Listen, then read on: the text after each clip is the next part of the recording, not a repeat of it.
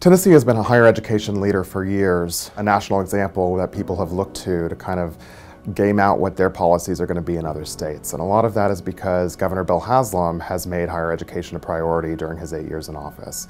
He's done that with programs like Tennessee Promise and Tennessee Reconnect that have pretty much opened community college doors to anyone in the state who wants to go. They can go paying no tuition at all. What comes next, now that Governor Haslam is handing off the baton to Governor-elect Bill Lee, is going to be harder. There are still challenges in Tennessee that Tennessee Promise and Tennessee Reconnect really haven't addressed. We looked at the number of people living in each zip code that had attained at least an associate's degree. And because we have this data, we're able to do that for every zip code across the state and get a sense of the level of education, particularly post-secondary education, in each of these zip codes. There's a couple of really important gaps to consider that this, for the state. One is the divide between urban areas and rural areas. A lot of urban areas have seen both high levels of educational attainment and increases in those levels of educational attainment.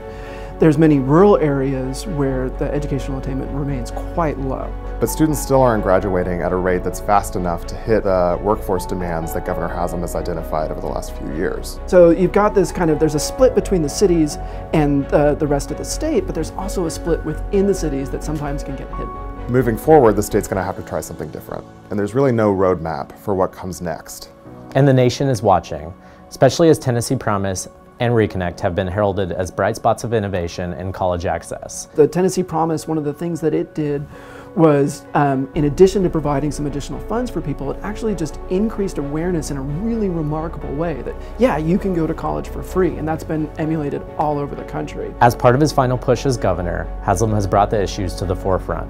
The state has become more aggressive in how it is addressing the individual needs of students from diverse backgrounds. Being ready to take on some of these tougher challenges. We've picked up a lot of steam on these issues of getting people into college. To get them to complete, we got to be ready to take on these challenges and put resources for these people who otherwise wouldn't succeed.